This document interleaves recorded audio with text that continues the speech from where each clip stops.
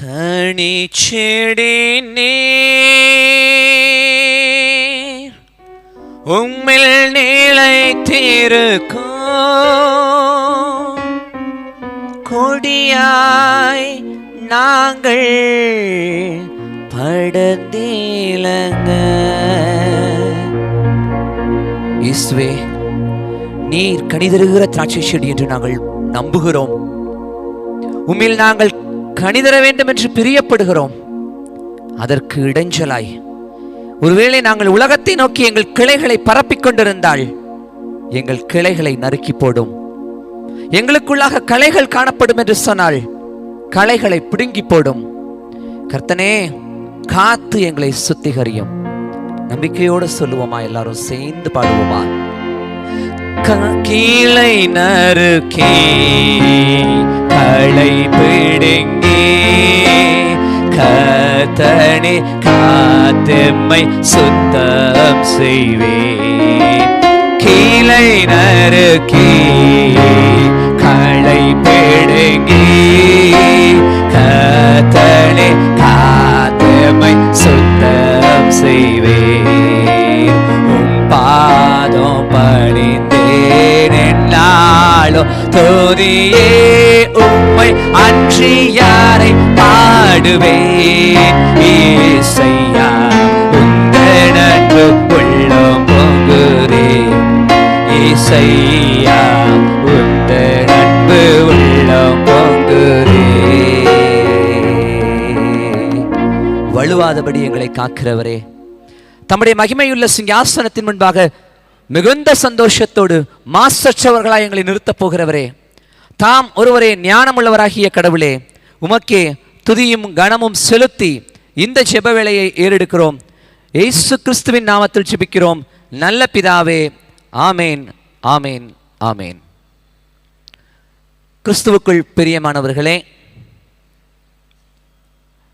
நாம் கடவுளிலும் கடவுளுடைய திருவார்த்தைகள் நமக்குள்ளும் நிலைத்திருக்கின்ற பொழுது நாம் கேட்டுக்கொள்வதையெல்லாம் கடவுளிடமிருந்து பெற்றுக்கொள்கிறவர்களாய் நாம் மாறிவிடுகிறோம் என்கின்ற அனுபவ வாக்கியத்தை சட்ட வாக்கியமாக கொண்டு 4 மாதங்களை முடித்து 5வது மாதத்திலும் இந்த மாதத்தில் கடவுள் என்னை எப்படி நடத்தப் போகிறார் என்கின்ற நம்பிக்கையோடு அவருடைய திருமுன் இப்பொழுதும் கூடியிருக்கின்றோம். கடவுள் நம்முடைய வாழ்க்கையில் உயிர்த்தெழுந்த கிறிஸ்துவாக நம்மோடு இடைபடுகிறவராக நம்மை தலைமுறை தலைமுறையாக வழிநடத்துகிறவர் என்பதை நாம் புரிந்து கொண்டால் பத்தாது, நமக்கு அடுத்த தலைமுறையில் இருக்கக்கூடிய நம்முடைய அடுத்த பிள்ளைகளும் அவைகளை உணர்ந்து கொள்ள வேண்டும் என்கின்ற மிகப்பெரிய பொறுப்பும் தேவையும் நமக்கு இருக்கிறது. இத்தகைய சூழ்நிலையில் நாம் அவர்கள் கிறிஸ்துவின் அன்பில் கூட்டி இணைக்கப்படுவதற்காக அவர்களை விடுமுறை வேதாகம பள்ளி என்கின்ற அருமையான ஒரு பாடத்திட்டத்தின் கீழ் அவர்களை தாவீது போல் உறுதியாய் இருப்பதற்கு அவர்களுக்கு கற்றுக் கொடுக்கின்றோம். இந்த ஆண்டினுடைய திட்ட வரைவின்படி உங்களோடு கூட மே 1 முதல் 10 வரை இணைந்து இந்த ஊழியத்தை செய்வதற்கு அடியேனும் சகோதரர் மெல்வின் என்பவரும் நாங்கள் இந்த பேராலயத்திற்கு கடந்து வந்திருக்கின்றோம். எங்களுக்காக ஜெபித்துக் கொள்ளுங்கள். உயிர்த்தெழுந்த கிறிஸ்துவில் நம்முடைய நம்பிக்கையானது அது கடவுளோடு இருக்கிறதா, கடவுளுக்குள் இருக்கிறதா, கடவுளோடு நித்தியமாகவே வாழுவதற்காகத்தான் இருக்கிறதா என்கின்ற மிகப்பெரிய கேள்வியை இந்த நாளிலும் நாம் தியானிக்கும்படியாக திருமண்டலம் நமக்கு ஒரு அட்டவணையை கொடுத்திருக்கிறார்கள். வாசிக்க கேட்ட பழைய ஏற்பாட்டு வேத பகுதியை திருப்பி வைத்துக் கொள்ளுங்கள். பலத்த கரத்தினாலும் ஓங்கிய புயத்தினாலும் என்னுடைய ஜனங்களை நான் கூட்டி சேர்ப்பேன் என்று சொல்லுகிற யெகோவா தேவனானவர் ஜனங்களை பார்வோனுடைய கைக்கு விடுதலையாக்கி அவர்களை சமுத்திரத்துக்கு நேராய் வழிநடத்தி கொண்டு வருகிறார். சமுத்திரத்துக்கு நேராய் வழிநடத்தப்படுகிறவர்கள் யாத்ராகமத்து புத்தகம் 14வது அதிகாரத்தில் நாம் பார்க்கின்ற வண்ணமாய் முன்னே அவர்களுக்கு கடல் இருக்கிறது, எதிர்காலம் பதிலற்று இருக்கிறது என்கிற சூழ்நிலையில் பின்னே அவர்களை விரட்டி வருகிற அதிகாரத்தின் ஆணவங்களுக்கு நடுவில் சவால்களை சந்திக்கின்றவர்களாக நிற்கின்ற பொழுது அவர்களை நோக்கி கடவுளின் ஊழியக்காரனாய் மோசே சொல்லுகிற வார்த்தையை கொஞ்சம் நாம் நம்முடைய வேதாகமத்தில் வாசித்து பார்ப்போமே. இன்றைக்கு கடவுளை நம்பி நில்லுங்கள். கடவுள் தம்முடைய ஜனங்களுக்கு தேவையான வழிகளை ஏற்படுத்தி கொடுக்கின்றவராய் இருக்கிறார். கடவுளுக்குள் உறுதியாய் நிலைத்து நிற்போம் என்று சொன்னால் கடவுள் நமக்கு வழிகளை மட்டுமல்ல, நாம் செல்ல வேண்டிய ஆலோசனைகளையும் நமக்கு தருகிறார் என்கின்ற அனுபவ மொழிகளை இங்கு மோசேயின் மூலமாக நாம் கற்றுக்கொள்ள முடியும்.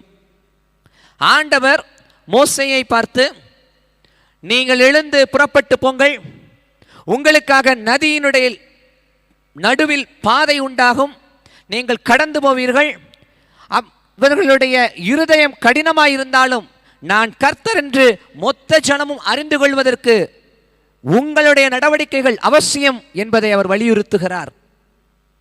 இப்படியாக நம்முடைய வாழ்க்கையிலும் கூட பிரியமானவர்களே, சவால்கள் நிறைந்த இந்த பூமியில் ஆண்டவர் மேலுள்ள பற்றுறுதி நமக்கு நிலையாக இருக்கும் என்று சொன்னால், உயிர்த்தெழுந்த கிறிஸ்துவை நாம் அண்டிக் கொள்கிறவர்களாய் வாழ்க்கை முறையை அமைத்துக் கொண்டோம் என்று சொன்னால் நம்மால் தொடர்ந்து ஆண்டவருக்காக நிற்க முடியும். இரண்டாவது குறிப்பாக வாசிக்க கேட்ட நிருப வாக்கியத்தை எடுத்துக்கொள்வோம். அது அப்போஸ்தலருடைய நடபடிகள் 16வது அதிகாரத்தின் பகுதியில் வருகிறது. ஆண்டவருடைய திருவார்த்தை அறிவிக்கப்படுகிற பொழுது பொருளாதாரமாய் வாழ்ந்து வருகிறவர்களுடைய பொருளாதார வரவுகள் குறைந்து போகிற சூழ்நிலைகளில் அவர்கள் ஆண்டவருடைய பிள்ளைகளை அடித்து சிறைப்படுத்துகிறார்கள். சிறையிலிடப்பட்ட ஒரு பறவை இன்னும் அதிகமாய் கத்தும் என்பதை அறியாத அந்த ஜனங்களுக்கு சிறையில் இருந்தாலும் என் ஆண்டவரை நான் துதிப்பேன் என்று அறைகூவல் விடுகிறார்கள் ஆதி திருச்சபையை சேர்ந்த அப்போஸ்தலர்கள்.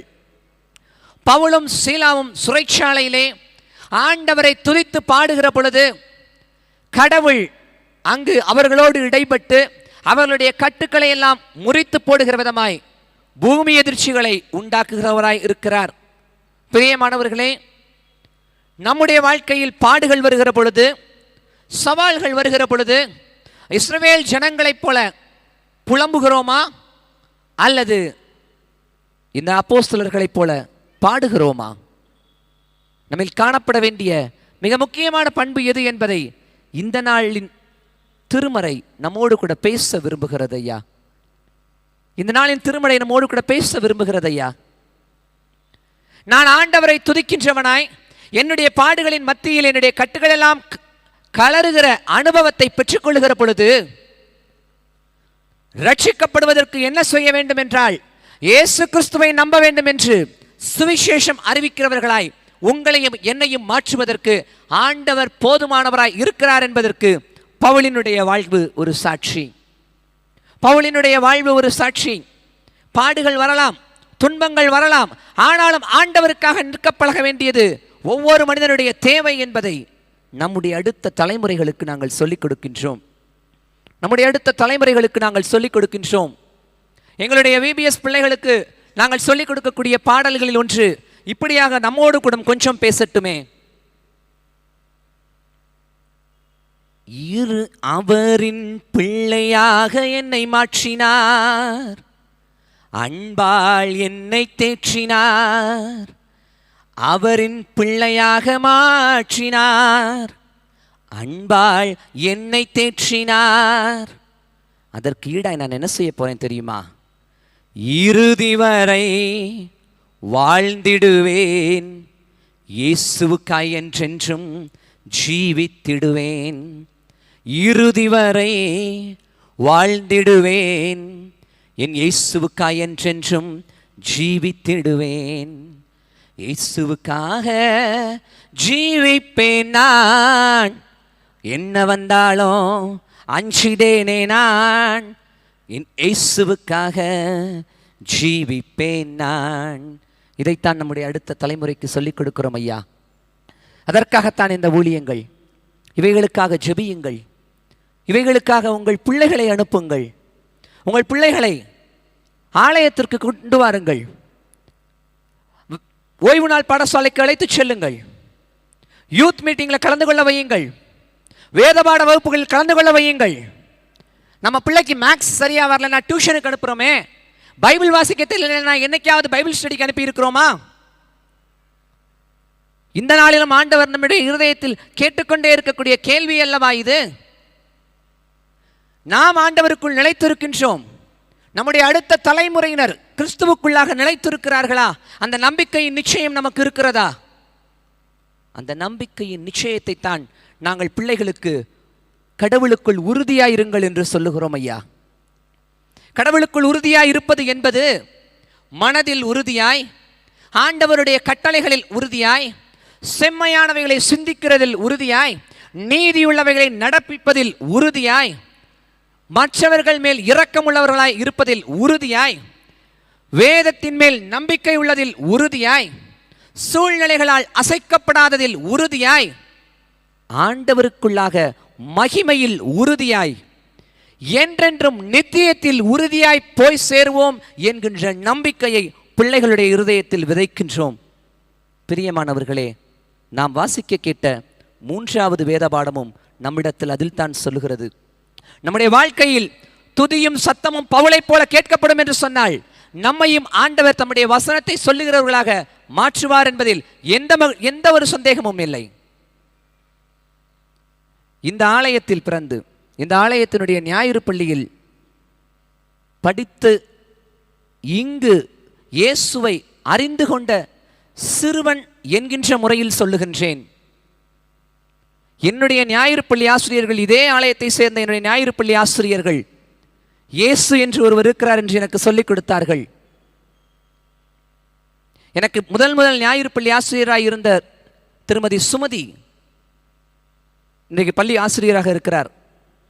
எனக்கு இயேசுவை அறிமுகப்படுத்தினார்.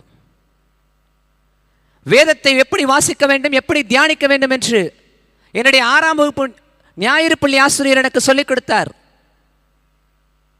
எஸ்தர் சுப்ராஜ் என்கிற அக்கா, அவர்கள் எங்களுக்குள் ஏற்றி வைத்த அந்த தீபத்தை அடுத்த தலைமுறையினருக்கு நகர்த்த வேண்டிய மிகப்பெரிய பொறுப்பு நம் ஒவ்வொருவருக்கும் இருக்கிறது ஐயா.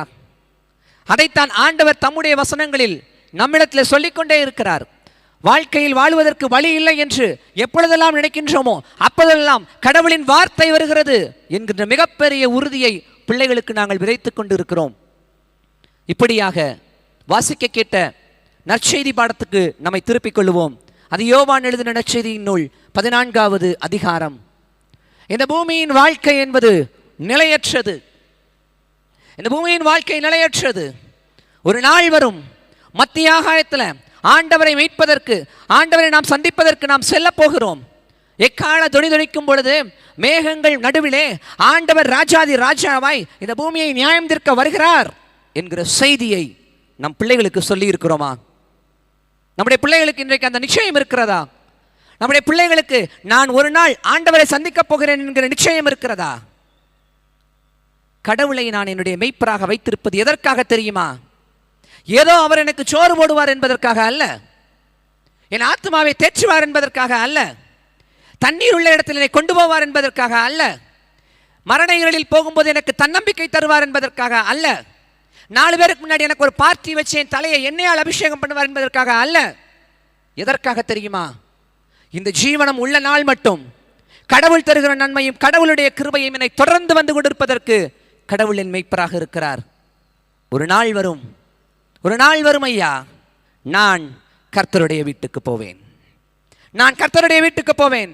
அங்கு சென்று நீடித்த நாட்களாக ஆண்டவரோடு நிலைத்து நிற்பேன். இதற்காகத்தான் கடவுளின் மெய்ப்பராய் இருக்கிறார் என்று பிள்ளைகளுக்கு சொல்லிக் கொடுக்க வேண்டியது பெற்றோர்களாகிய நம்முடைய கடமை ஐயா.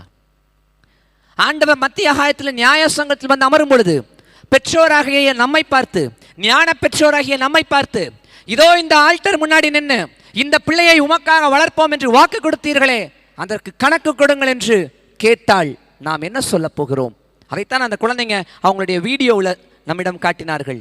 உங்களிடம் கொடுக்கப்பட்ட அந்த தாளந்துகளை, அந்த பிள்ளைகளை கடவுளுக்குள்ளாக நீங்கள் எப்படிப்பட்டவர்களாய் வளர்த்து ஆண்டவருடைய நியாய தீர்ப்பு நாளில் கொண்டு போய் நிறுத்தப் போகிறோம் என்கின்ற மிகப்பெரிய செய்தியை ஆண்டவர் நம்மில் கேட்கிறார்.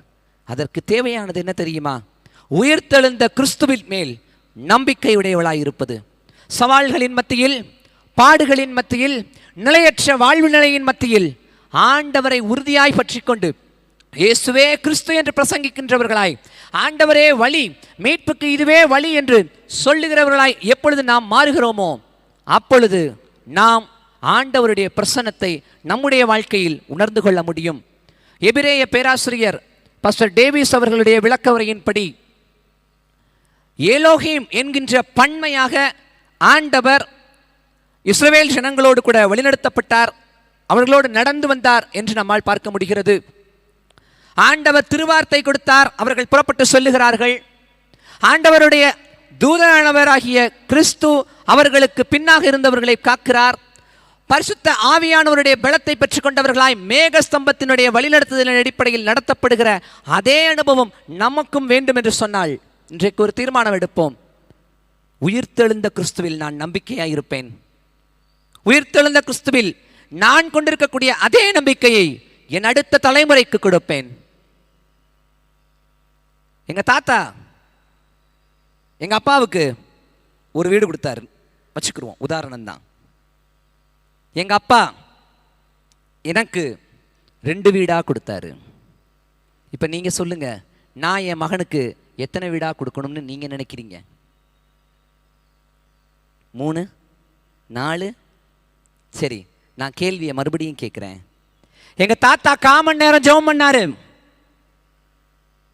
எங்க அப்பா அதை 1/2 மணி நேரம் ஆக்கினாரு, நான் அதை 3/4 மணி நேரம் ஆக்கினேன். ஏன் பிள்ளை 1 மணி நேரம் வேதம் வாசிக்கிறது என்று நம்மால் சொல்ல முடியுமா? அப்போதானே உன் பாட்டியிடம் காணப்பட்ட விசுவாசம், உன் தாயாரிடத்தில் காணப்பட்ட விசுவாசம் உனக்குள் இருக்கிறது என்று தலைமுறைகளுக்குள் விசுவாசத்தை கடத்துகிற மிகப்பெரிய பங்களிப்பை நம்மால் செய்ய முடியும். இன்னைக்கு ஒரு தீர்மானம் எடுப்போமே, ஆண்டவரே நான் உம்மை உறுதியாய் பற்றிக் கொள்வேன், அதே உறுதியை என் பிள்ளைகளுக்குள் கடத்துவேன், அதே உறுதியை என் பிள்ளைகளுக்குள் கடத்துவேன். இந்த ஒரு தீர்மானத்தை எடுத்தவர்களாய் கண்களை மூடி ஆண்டவருடைய சமூகத்தில் கொஞ்சம் பேசலாமே, ஆண்டவரோடு கொஞ்சம் பேசலாமே. ஆண்டவர் நம்மோடு கூட பேசுவதற்கு விரும்புகிறவராய் இருக்கிறார் ஐயா, நம்மோடு பேசுகிறதற்கு விரும்புகிறவராகவே இருக்கிறார் ஐயா.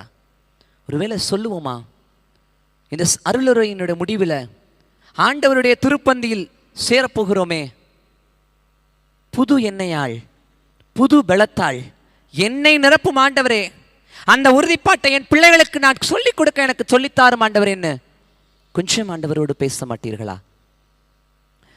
புது எண்ணெயால் புது பலத்தால் புதிய கிருபை புது கவியால், புது எண்ணெயால் புது பலத்தால் புதிய கிருபை புது கவியால் நிரப்பி என்னை நடத்துகிறீர், நூதன சாலேமில் சேர்த்திடுவீர்.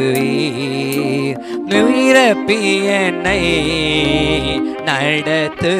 நடத்துகிறீர், நூதன சாலேமில் சேர்த்திடுவீர்.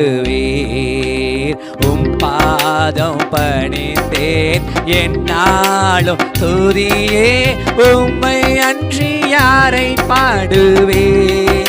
ஏசையா உந்தன் அன்பு உள்ளம் பொங்குதே, ஏசையா உந்தன் அன்பு உள்ளம் பொங்குதே. சீருடனே பேருடனே சிறந்த ஜொலிக்கும் கொடுமுடியில், சீருடனே பேருடனே சிறந்த ஜொலிக்கும் கொடுமுடியில் சீக்கிரமாய் வந்திடுவே, சியோனை வாஞ்சித்து நாடுகிறேன். சீக்கிரமாய் வந்திடுவே, சியோனை வாஞ்சித்து நாடுகிறேன். 2 கையை வானத்துக்கு நேராக வைத்து சொல்லுவோமா, ஒரு தீர்மானம் எடுத்தவர்களே சொல்லுவோமா, உம்மை அன்றி யாரை பாடுவேன் ஏசையா உந்தன் அன்பு உள்ளம் பொங்குதே ஏசையா உந்தன் அன்பு உள்ளம் பொங்குதே. வழுவாதபடி எங்களை காக்கிறவரே, தம்முடைய மகிமையுள்ள சிங்காசனத்தின் முன்பாக மிகுந்த சந்தோஷத்தோடு மாசற்றவர்களாய் எங்களை நிறுத்தப் போகிறவரே, தாம் ஒருவரே ஞானமுள்ளவராகிய கடவுளே, உமக்கே எல்லா துதியையும் கணத்தையும் செலுத்தி இந்த ஜெப வேளையை ஏறெடுக்கிறோம். இயேசு கிறிஸ்துவின் நாமத்தில் ஜெபிக்கிறோம் நல்ல பிதாவே. ஆமேன், ஆமேன், ஆமேன்.